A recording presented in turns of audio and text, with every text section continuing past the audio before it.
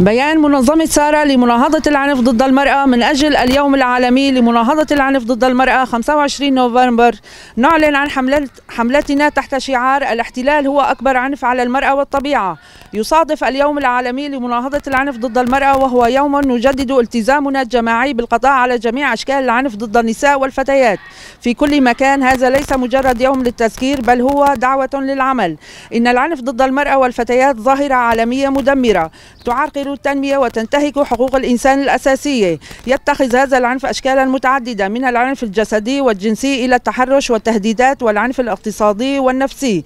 لا مكان لهذا العنف في مجتمعاتنا. نحن ندين جميع أشكال العنف ضد المرأة ونؤكد على ضرورة حماية النساء والفتيات من جميع أشكال الإيذاء والتمييز. ندعو المجتمع المدني والمنظمات المدنية والمحلية والمؤسسات النسائية إلى الانضمام إلينا في هذه الحملة وإلى العمل معا من أجل تحقيق عالما خاليا من العنف ضد المرأة.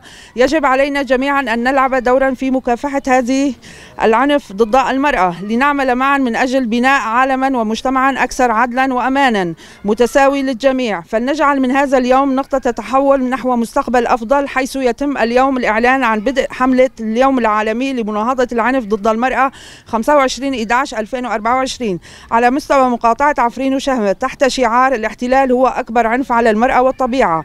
سوف نستهدف النساء والرجال في القرى والبلدات وأطراف المدن وضمن فعاليات اليوم العالمي لمناهضة العنف ضد المرأة. نعلن لكم برنامج الحملة: إعطاء محاضرات في نواحي البلدات والمدارس. سيتم تعليق الأرمات فيليكس بمدخل البلدات وتلصيق ملصقات وتوزيع بروشورات عن اليوم العالمي لمناهضة العنف ضد المرأة وعمل وقفة احتجاجية تضم الحركات النسائية. منظمة سارة في مقاطعة عفرين شهباء 11/11/2024.